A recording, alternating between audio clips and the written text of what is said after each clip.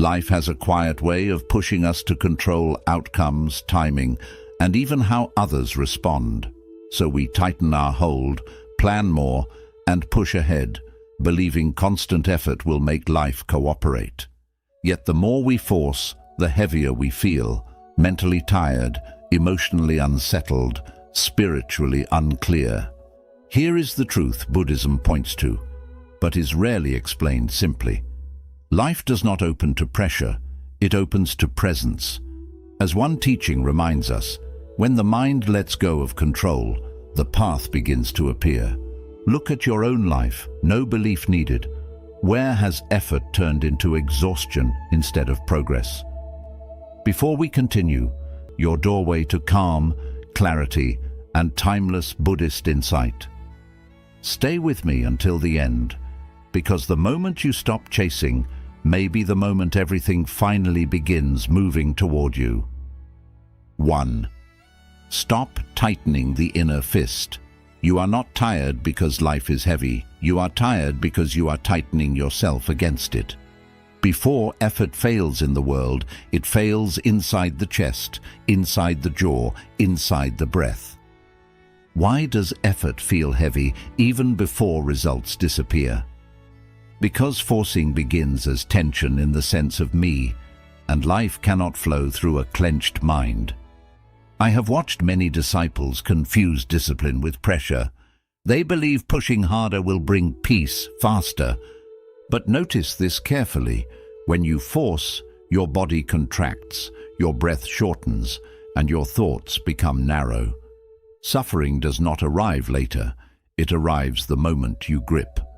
The Buddha did not teach passivity. He taught right effort, effort without self-violence. Force says, I must control outcomes. Wisdom says, I must align with causes. This is why the old teaching whispers, whatever is grasped too tightly cannot be received. Think of sand in your palm. The harder you squeeze, the faster it escapes. Life is no different. Love retreats from demand. Clarity dissolves under pressure. Peace avoids the clenched heart. Yet when the hand opens, sand rests naturally. Close your eyes for a moment. Feel your shoulders soften. Imagine opening your hand and letting the breath pass freely. Nothing was achieved, yet everything changed. Most of your exhaustion is not from doing too much. It is from resisting what already is. You push conversations to go your way. You force productivity when the mind is tired. You chase approval, certainty, control. And then you wonder why effort feels heavy before failure even arrives. Here is the quiet practice. When action feels strained, pause, not to quit, but to release identity. Ask yourself, who is forcing this? Usually it is fear wearing the mask of ambition, fear of falling behind, fear of being ordinary, fear of losing control. What would soften if you stopped pushing today? Where are you gripping instead of trusting? What are you afraid will happen if you relax? This is the turning point. Life does not respond to pressure. It responds to alignment. When effort comes from presence, it feels light, even when it is difficult. When effort comes from ego, it feels heavy, even when it succeeds. Do not abandon effort. Abandon tightness. Work, but keep the inner hand open. Move forward, but let breath, patience, and awareness lead. Remember this when you feel stuck. The river does not chase the ocean, yet it always arrives. We'd love to hear your thoughts. If you're not sure what to say, just type, I trust divine timing. 2. When striving becomes identity. You are not only doing the work, you have become the work. Notice this carefully. When striving becomes your identity, rest begins to feel like a crime. What happens when trying becomes who you are? Peace does not disappear because you failed. It disappears because rest feels undeserved. I have seen seekers who cannot sit still, even in silence. Their bodies pause, but the mind keeps pushing forward, counting, measuring, proving. Effort replaces being, action replaces presence, and slowly, without noticing, the heart forgets how to be at home. The Buddha warned against this hidden trap, not the trap of laziness, but the trap of self-definition through effort. When you build a self out of striving, you must keep striving to exist. This is why the old teaching says, a self built on effort forgets how to rest. Imagine a traveler who never sits down. They keep walking, not because the road is long, but because stopping feels unsafe. Eventually, they forget where they are going. Movement replaces meaning. Speed replaces direction. See yourself now beside a quiet path. You are sitting, not quitting. The road still exists, even when you are not walking it. Nothing collapses when you pause. Only the illusion that you must earn your worth begins to loosen. In modern life, striving wears noble clothes. Productivity, discipline, hustle. But when effort is driven by fear, it hardens the mind. You work to avoid stillness. You chase goals to avoid feeling empty. And the more you achieve, the more dangerous stopping feels. This is the suffering. You are exhausted, yet you cannot rest. You are successful, yet you feel unworthy of peace. The problem is not effort itself. The problem is forgetting who you are without effort. Ask yourself gently, who am I without constant effort? What part of me fears stopping? When did striving become my safety? Here is the practice. Do not abandon action. Separate action from identity. Let effort be something you do, not something you are. Work from clarity, not compulsion. When you act without turning effort into a self, something soft returns. Breath deepens. Awareness widens. Peace no longer needs permission. Remember this truth when you feel guilty for resting. You were never meant to prove your worth through exhaustion. 3. Right effort is not more effort. You are taught to believe that more effort fixes everything. Push harder, try longer, demand results. Yet quietly, effort becomes strain, and strain becomes suffering.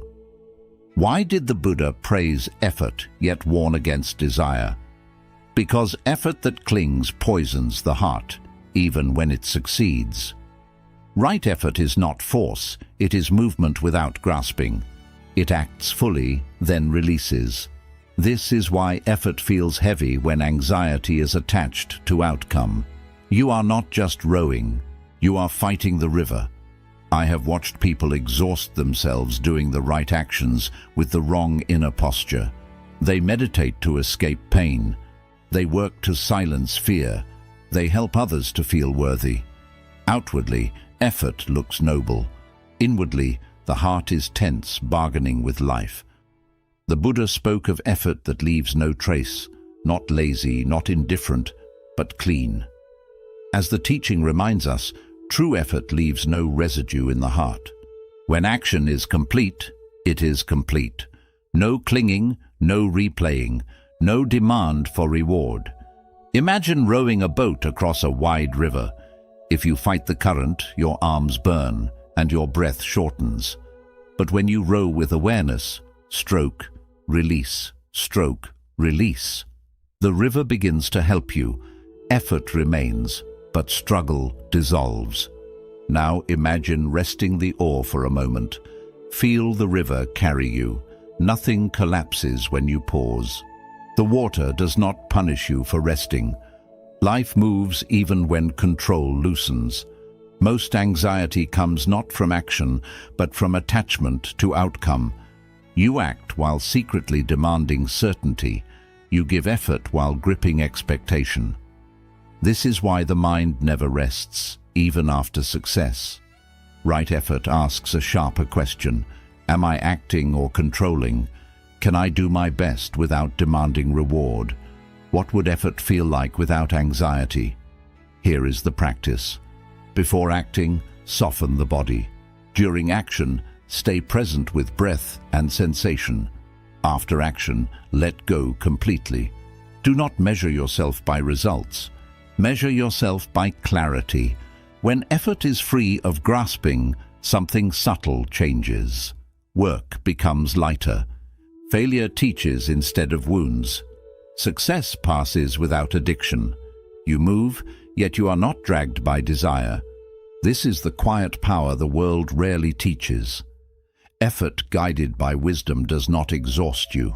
It refines you. Remember this when striving tightens your chest. Move fully, but let the river finish the journey. 4. Detachment is not withdrawal. You believe detachment means stepping away, becoming cold, losing influence. This misunderstanding keeps many trapped in friction. If I let go, will I lose my power? This fear arises because you confuse attachment with control. But control is heavy, and power that depends on tension never lasts. Detachment is not withdrawal from life. It is withdrawal from resistance. When you cling, you argue with reality. When you detach, you stop fighting what already exists. This is why peace returns, not because life changes, but because friction ends. I have seen people hold tightly to relationships, identities, opinions, even pain. They say, "This matters to me." But what they mean is, "I am afraid to release it." Holding feels active, responsible, strong, yet inside the body tightens, the mind narrows, and joy quietly leaks away. The Buddha taught that suffering is not caused by caring. It is caused by clinging. Caring flows, clinging grips. This is why the teaching says, when nothing is clung to, everything can move. Picture a door that will not open. You push harder, but it resists. You push again, frustrated, exhausted. Then you notice something is blocking it. When the space is cleared, the door opens easily. No force was needed, only space. This is detachment. Not pushing less, but removing what blocks movement. Not loving less, but loving without fear of loss. Not acting less, but acting without inner resistance. Picture a door gently swinging open. Notice there is no struggle, no tension in the hinge. Movement happens because nothing obstructs it. In daily life, attachment shows up subtly. You hold on to outcomes, you replay conversations, you cling to how things should feel. Each time, energy drains, not because life is hard, but because you refuse to step aside. Ask yourself honestly, what am I afraid to release? Is it control? Is it certainty? Is it an image of who I must be? How does holding on exhaust me? What might move if I stepped aside? Here is the practice of quiet power. Before reacting, pause. Before gripping, soften the breath. Say inwardly, let this move without me blocking it. Then act calmly, fully, without inner argument. When detachment becomes clear, something surprising happens. You become more effective, not less. Words land deeper. Decisions feel lighter. Action flows without friction. Power does not come from forcing life to obey. It comes from aligning so closely that resistance dissolves. Remember this when fear tells you to hold tighter. What moves freely does not need to be pushed. We'd love to hear your thoughts. If you're not sure what to say, just type, "I trust divine timing." 5. Life listens to your nervous system. You believe life responds to your words, your plans, your effort. But life listens deeper than language. It listens to your nervous system.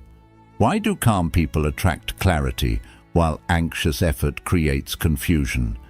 Because life mirrors the state you are constantly broadcasting. Before circumstances change, the body speaks. Your breath, posture, and tension send signals long before actions do. When the body is hurried, the mind narrows. When the body is calm, perception widens. This is not philosophy, it is lived reality. I have watched two people face the same problem. One tightens, rushes, demands answers. The other slows, breathes, listens. One multiplies obstacles, the other finds openings that were always there. The difference was not intelligence, it was inner weather. The Buddha understood this deeply. He taught that mind and body are not separate messengers. When the mind is agitated, it distorts what it touches. When the mind is settled, truth becomes visible. This is why the teaching reminds us. The world responds to your inner weather. Think of a lake at night. When the surface is restless, the moon shatters into fragments. When the lake is still, the moon appears whole and effortless. The moon did not change. Only the water did. Your life is the same lake. Opportunities, relationships, insight, they are already present. But tension breaks them into confusion. Calm allows them to reflect clearly. Feel your breath slow now. Let the shoulders drop. Imagine the surface of a quiet lake within you. Nothing is forced. Nothing is chased. Clarity arrives on its own. Most people believe calm comes after problems are solved. This belief keeps them trapped. Calm must come first. From calm, right decisions emerge naturally. From calm, words soften conflict. From calm, effort becomes precise instead of frantic. Notice what you signal when you live in tension. Urgency, fear, resistance. Life answers with delay, friction, and exhaustion. Now notice what calm signals: safety, patience, presence. Life answers with cooperation. Ask yourself honestly, what am I signaling through tension? How does calm change my decisions before I make them? Who might I become if peace led instead of pressure? Here is the practice of silent communication. When overwhelmed, regulate the body first. Slow the breath. Soften the jaw. Let the nervous system settle before acting. Then move, not urgently, but clearly. Over time, something remarkable happens. Life begins to meet you halfway. Problems untangle faster. People respond differently. You stop forcing outcomes and start receiving them. Remember this when effort feels invisible and doors feel closed. A still lake never chases the moon, yet it reflects it perfectly. 6. Demand blocks intelligence. You believe answers come from pushing harder, thinking louder, demanding certainty. But notice this: when you insist, the mind tightens and intelligence retreats. Why does insisting on answers delay clarity? Because insight does not respond to pressure, it responds to silence. I have seen minds that never stop asking, yet never truly listen. They argue with uncertainty. They chase conclusions. They fear not knowing more than being wrong. In this state, wisdom is present, but unheard. Demand blocks intelligence because it replaces curiosity with control. When you demand, you decide in advance what the answer should be. You stop seeing what is. The mind begins shouting orders instead of receiving signals. And guidance, which speaks softly, cannot compete with noise. The Buddha did not praise ignorance. He praised stillness of mind, a mind that waits without forcing, a mind that allows truth to arrive in its own time. This is why the teaching reminds us. Silence is where guidance speaks. Think of muddy water in a glass. If you shake it, the water stays cloudy. If you poke it, stir it, demand it to clear, nothing improves. But when you leave it alone, the mud settles naturally. Clarity was never missing. Stillness was. Your mind works the same way. When you obsess over decisions, replay conversations, or demand certainty, you stir the mud. Thought multiplies, anxiety thickens, Insight hides beneath agitation. Imagine cloudy water slowly clearing. Do nothing, just watch. Without effort, without interference, shapes begin to appear. This is not passivity. This is intelligence allowed to function. In modern life, demanding answers feels responsible. You are told to decide quickly, know everything, control outcomes. But forced clarity is fragile. It collapses under pressure because it was never fully seen. Ask yourself now, what answer am I demanding? Is it about a relationship, a career, a decision you fear delaying? What if I allowed time instead of force? Can clarity arrive without violence toward the mind? Here is the practice of receptive wisdom. When you feel urgency, pause. Name the urge to demand. Then step back one breath at a time. Let questions remain unanswered without panic. Let the body relax before the mind decides. From this space, something changes. Thought becomes precise instead of repetitive. Intuition sharpens.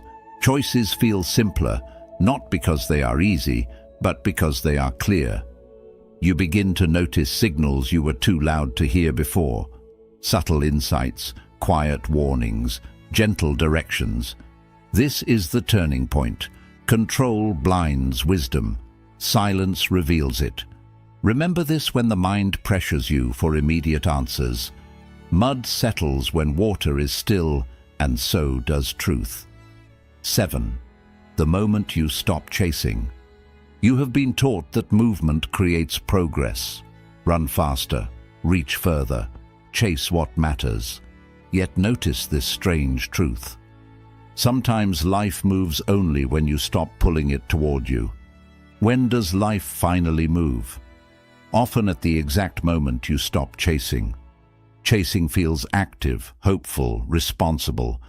But beneath it, there is tension. A quiet belief that what you need is not here yet.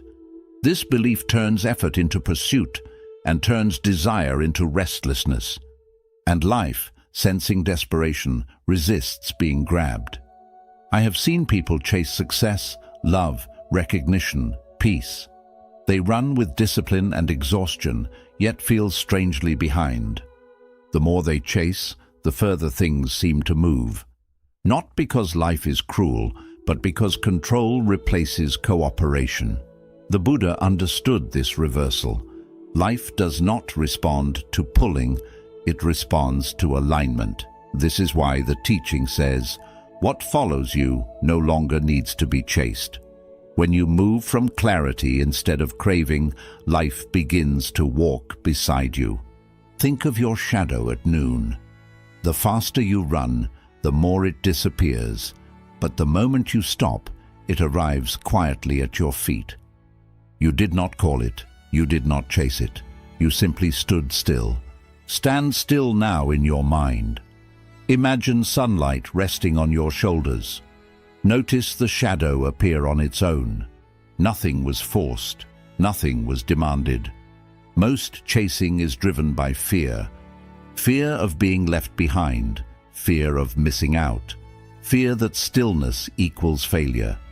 But stillness, when conscious, becomes presence, and presence reorganizes life without effort. In modern life, slowing down feels dangerous. You are told speed equals relevance, but speed without direction creates exhaustion. Slowing down does not mean giving up. It means allowing life to meet you halfway. Ask yourself now, what am I running after? Is it approval, security, a version of myself I think I must become? What follows me naturally when I slow down?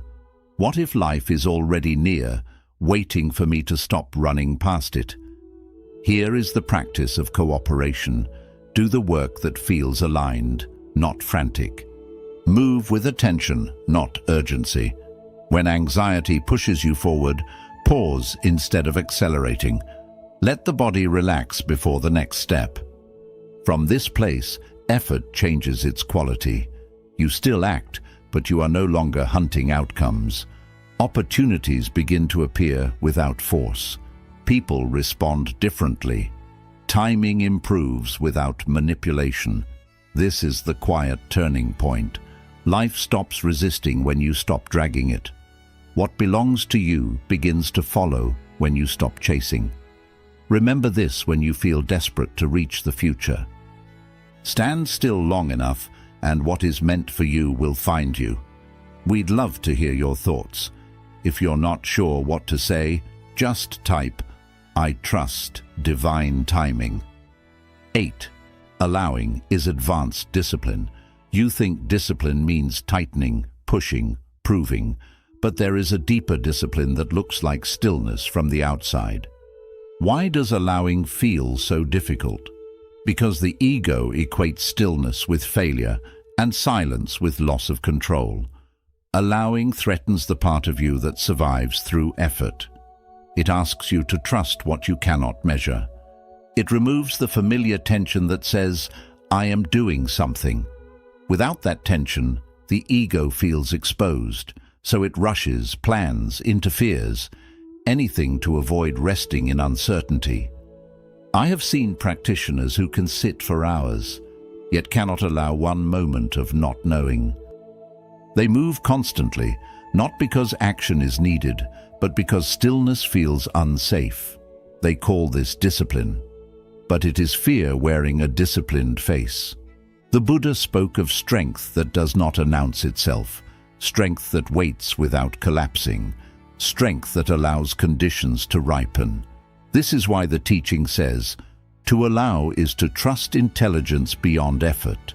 Allowing is not weakness, it is refined restraint. Think of a seed beneath the soil. It does not rush upward.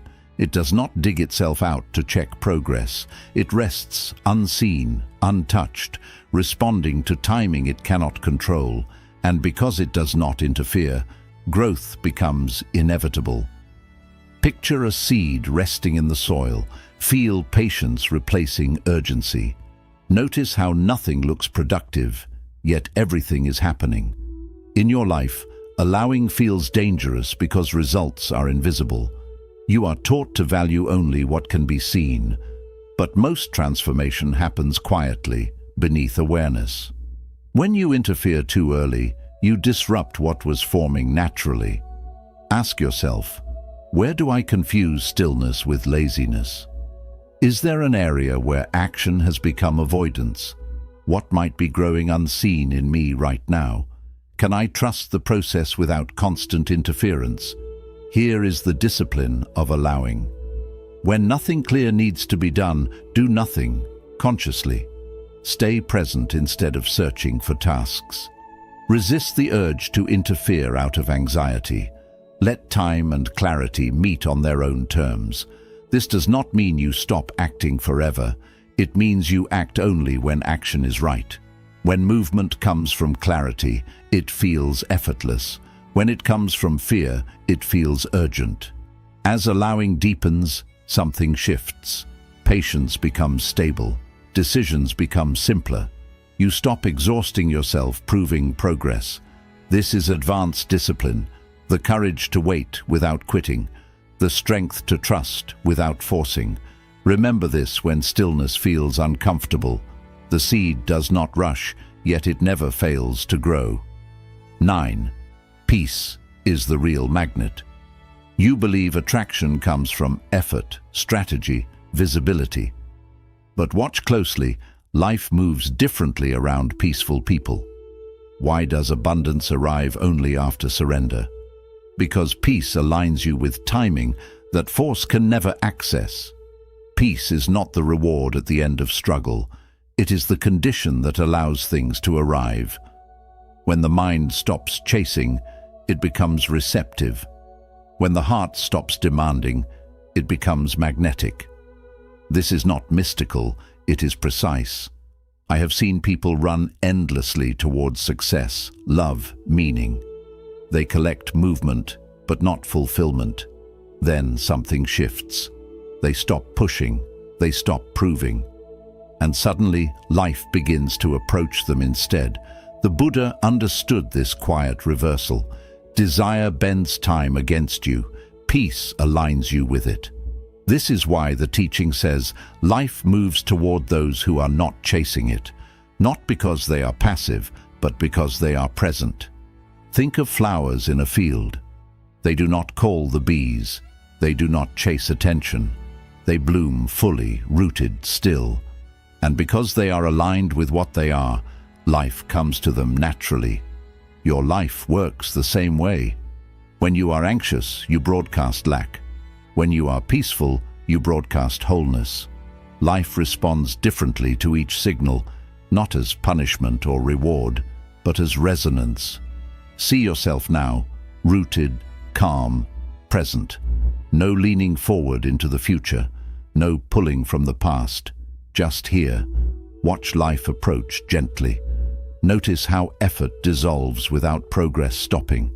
Most people fear peace because it feels like giving up leverage. They think surrender means falling behind. But surrender does not mean stopping action. It means stopping inner conflict. And without conflict, energy becomes clean and focused. Ask yourself, what arrives when I stop seeking? Not what I chase, but what naturally comes. How does peace change my future decisions before I make them? What if I am already enough before the next achievement? Here is the practice of quiet attraction. Begin each action from a settled body. Let breath lead before thought. Do what is needed without urgency. Release the need to be ahead, admired, or certain. As peace deepens, something unmistakable happens. Opportunities feel timely instead of rushed. Relationships feel mutual instead of pursued. Effort feels supported instead of resisted. You stop running after life and life stops running from you. This is not coincidence, it is alignment. Peace does not make you invisible, it makes you undeniable, because what is whole does not need to chase completion. Remember this when desire pulls you forward again. Flowers do not seek bees, and yet the field is never empty. Trust is the final practice.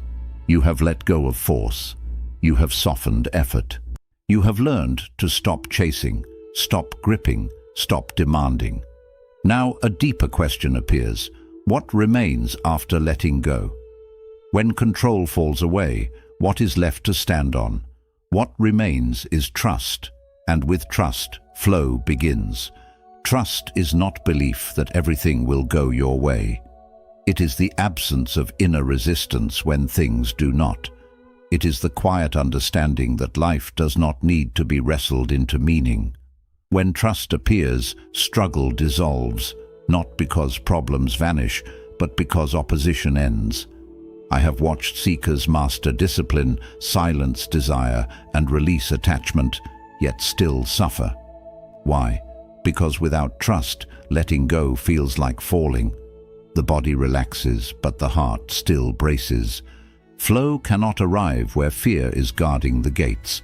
The Buddha pointed to surrender not as defeat, but as completion. Effort prepares the ground. Wisdom clears the weeds, but trust allows the rain to do its work. This is why the teaching says, when trust appears, struggle dissolves. Imagine a leaf resting on a river. It does not know the path ahead. It does not steer. It does not panic at bends or speed. It floats, not careless, but unresisting. The current carries it precisely where it needs to go. Feel yourself floating now, supported, guided, no tightening in the body, no argument with direction. Let the current carry you. Most people resist trust because they confuse it with irresponsibility. They think trusting means abandoning effort. But trust is what remains after effort has done its part. You still act, you still respond, but you stop bracing against outcomes. Without trust, even wisdom becomes tense. You meditate, but monitor results. You let go, but secretly watch for returns. This subtle resistance keeps the nervous system alert, guarded, incomplete. Ask yourself now, where can I trust more deeply? Is it with timing, with relationships, with the uncertainty of your path? What would change if you stopped resisting what is already unfolding? Are you ready to flow without demanding proof first?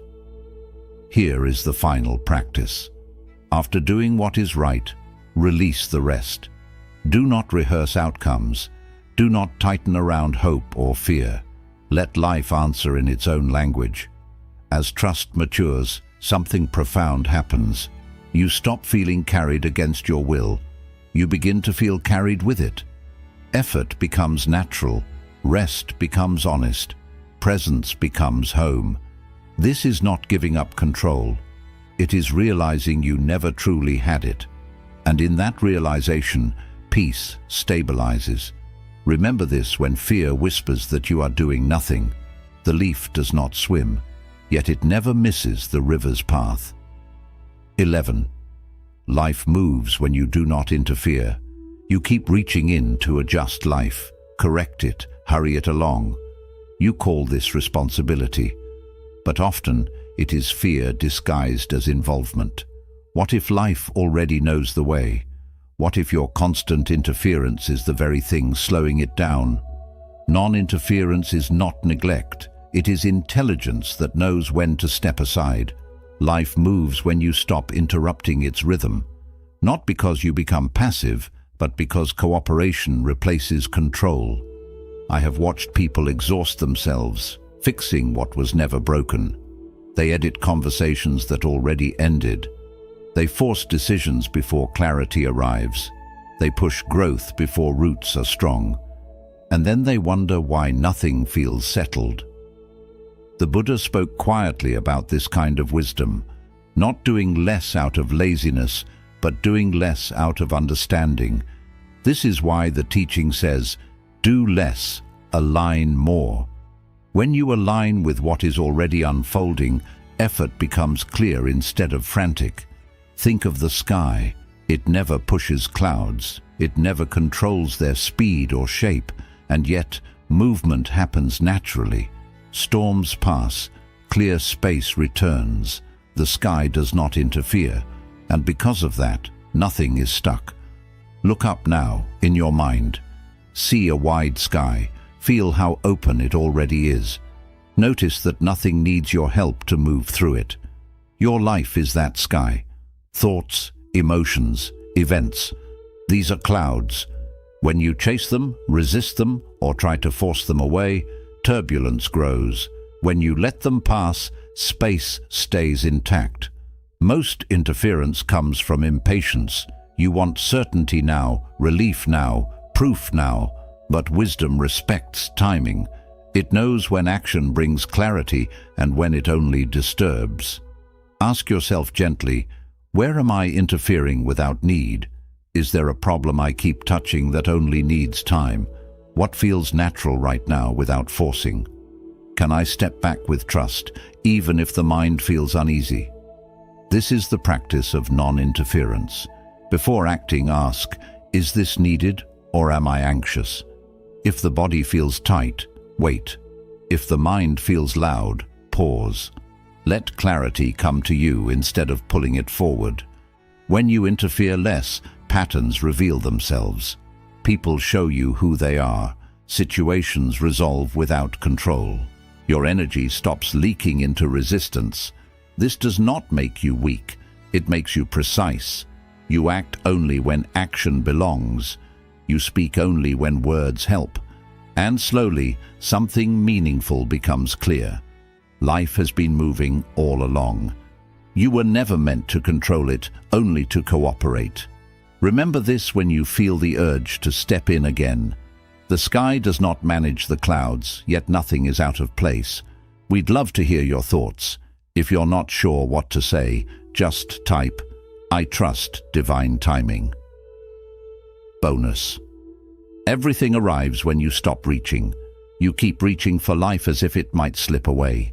You reach for answers, for reassurance, for signs that you're on the right path. Notice this gently. The more you reach, the more tense the body becomes. And tension is not how receiving works. Everything meaningful in life arrives when the grip loosens. Not when you stop caring, but when you stop grasping. This is the quiet truth many overlook. What is meant for you does not need to be chased. It recognizes you when you are open. You believe effort pulls life closer. Yet often effort mixed with fear pushes life further away. The heart tightens, the breath shortens, the mind leans into the future. In that leaning, presence is lost. And without presence, even blessings go unnoticed. This was pointed out again and again. Receiving is not an action, it is a state. When the mind releases urgency, space appears. And in that space, life has room to arrive. This is why the teaching says, what is meant for you arrives without strain. Think of night turning into dawn. No one pulls the sun over the horizon. No command is given. Darkness does not argue. Light arrives because conditions are ready, and it arrives every time. Sit quietly at sunrise in your mind. Do nothing. Watch light appear on its own. Notice how effort is absent, yet arrival is certain. Most reaching comes from distrust, a belief that if you stop pushing, nothing will happen. But look closely. How much of your tiredness comes from forcing timing, from demanding that life explain itself early, from pulling on doors not yet open? Ask yourself honestly, what if I stopped reaching today, not forever, just for this moment? What is already moving toward me without my interference? Can I welcome life as it comes, rather than as I demand? This is the final practice. Release the forward lean of the mind. Let the breath settle into the body. Allow the present moment to be enough, even for a moment. From here, act when action is clear. Rest when rest feels natural. Something subtle begins when you stop reaching. The nervous system softens. Choices become simpler. You notice support that was always there. Life feels less like a fight and more like a conversation. This does not mean you will get everything you want. It means you will stop missing what is already arriving. Opportunities appear without chasing. Connections deepen without pursuit. Peace becomes steady instead of conditional. In the end, flowing with life is not a technique. It is the release of unnecessary effort, a trust that you do not need to grab the future to meet it. Remember this when the urge to reach tightens your chest again. Dawn never rushes, yet it never fails to arrive. Quick summary of principles. Stop tightening the inner fist. Forcing starts in the mind before it shows in action. When effort is driven by fear, it creates inner resistance. Life cannot move freely through a tense self. Relaxation is not weakness. It is the doorway to flow. When striving becomes identity, trying too hard turns into a cage. When effort defines self-worth, rest begins to feel unsafe, even undeserved. Peace disappears not because life is wrong, but because identity is stuck in effort. Freedom starts when effort stops being who you are. Right effort is not more effort. It means action without attachment. It is not laziness, and it is not obsession. Effort should serve clarity, not control outcomes. True effort leaves the mind light, not drained. Detachment is not withdrawal. Letting go does not reduce strength. It removes inner friction. Detachment allows action without emotional struggle. When attachment falls away, intelligence flows naturally. You act fully without inner tension. Life responds to your inner state. Life answers more to calm than to ambition. A settled mind makes better decisions easily. Peace creates clarity. Clarity attracts opportunity. Your inner state quietly shapes your outer life. Demand blocks. Insisting on answers silences deeper wisdom. Clarity comes when urgency fades. The mind must quiet before insight appears. Patience is not delay. It is preparation. The moment you stop chasing creates distance from what you want. Releasing control restores natural timing. Life moves more smoothly when you stop pulling it ahead. Trust allows cooperation instead of struggle. Allowing is a higher discipline. Allowing is not passive. It requires deep inner strength. The ego fears stillness because it links movement with worth. Growth continues even when nothing seems to happen. Stillness often comes before the greatest shifts. Peace is the real magnet. Calm aligns you with what is meant for you. Peaceful people notice chances others miss. When inner conflict ends, life feels less resistant. Peace attracts without effort. Trust is the final practice. Trust replaces anxiety with steady confidence. It allows action without pressure. When trust is present, struggle fades. Flow begins where resistance ends. Life moves. When you do not interfere, over-control no longer blocks natural intelligence. Life often knows the way better than the anxious mind. Stepping back restores balance. Wisdom lives in cooperation, not domination. Everything arrives when you stop reaching. Receiving does not require strain. What aligns with you comes naturally. Reaching creates tension, allowing creates openness. Fulfillment begins with acceptance.